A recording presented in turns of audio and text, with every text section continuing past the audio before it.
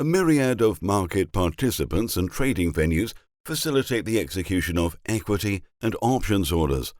While customers set the terms of their orders, the retail broker-dealer generally controls where to route the order for execution, subject to a duty of best execution. For stocks, trades execute either on exchange, in other words on one or more of 16 registered national securities exchanges that list and/or trade stocks, sometimes called lit exchanges, off exchange, for example, on one or more of 34 ATSs that trade NMS stocks, or by off-exchange market makers. Exchanges play a central role in price discovery, as the exchange quotes, composed of interest from registered market makers and displayed orders from non-market makers, are the reference price for trades that execute off-exchange. Less than 60% of overall equities volume is typically executed on exchanges. Retail brokers commonly send the orders of their individual investor customers to off-exchange market makers, one example of a practice called segmentation. For stocks, off-exchange market makers may execute individual investor orders by taking the other side of the trade, principally internalizing the trade, or may route the order to other trading venues for execution. For options, off-exchange market makers act as consolidators by purchasing individual investor options order flow. They cannot execute that flow off-exchange because the Options Clearing Corporation, OCC, generally only accepts for clearing standardized listed options that traded on an exchange. Instead, they choose the options exchange on which to execute the orders, perhaps based on where they or an affiliate are most likely to trade with the order as principal. Off-exchange market makers have more flexibility compared to on-exchange participants because they're not subject to the rules of the exchanges on which they quote. For example, exchanges are required under Rule 612 of Regulation NMS to price displayed orders for stocks in penny increments, whereas wholesalers can execute more freely in sub-pennies when transacting off-exchange. At the same time, off-exchange market makers use the public quotes submitted by on-exchange participants when setting the prices at which they execute individual investor orders off-exchange.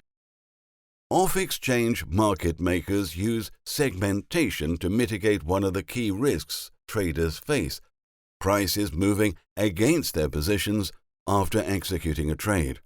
Some in the marketplace may possess superior information about underlying asset values and will only buy when posted prices are low relative to their information and sell when they are high. Other participants may, by virtue of greater quantities of data, have statistically greater predictive ability regarding the direction of prices.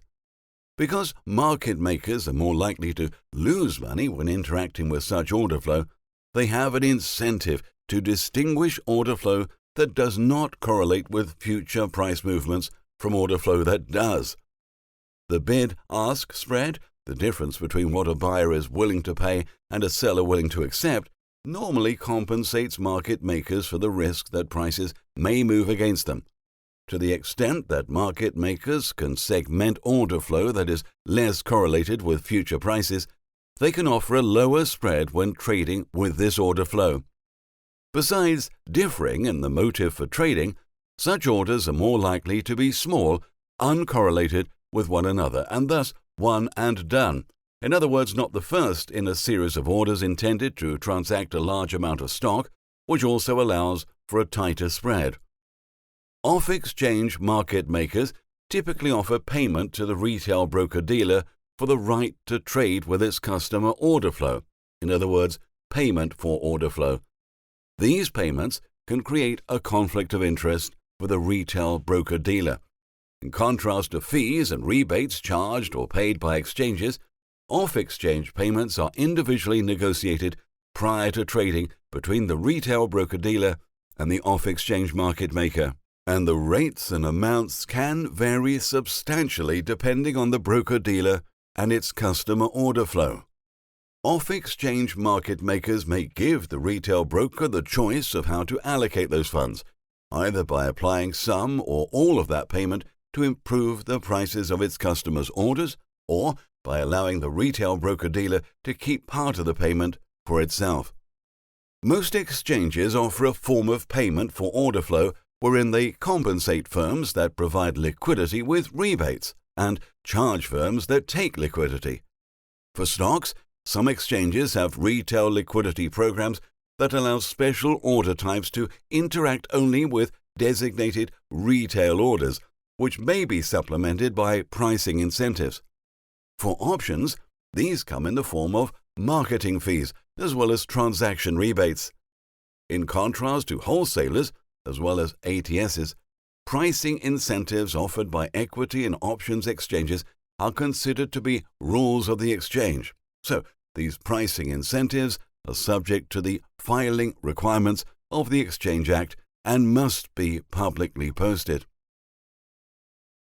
While stocks can execute in a variety of ways, Rule 611 of Regulation NMS generally prevents stocks from executing at prices worse than the NBBO. The Commission recently adopted rules that will materially improve the NBBO once those changes are fully implemented, including reducing the size of rounds lots for higher priced shares and including some odd lot quotations in core data. However, the availability, particularly for individual investors, of prices better than the national best bid or offer as applicable, highlights the limitations of relying on the NBBO as the reference point for measuring retail execution quality. For example, it does not include off-exchange liquidity or many of the best exchange prices, such as odd lots and non-displayed orders. A significant amount of activity appears to transact within the NBBO, even on lit exchanges, so price improvement statistics based on the NBBO may overstate the actual price improvement.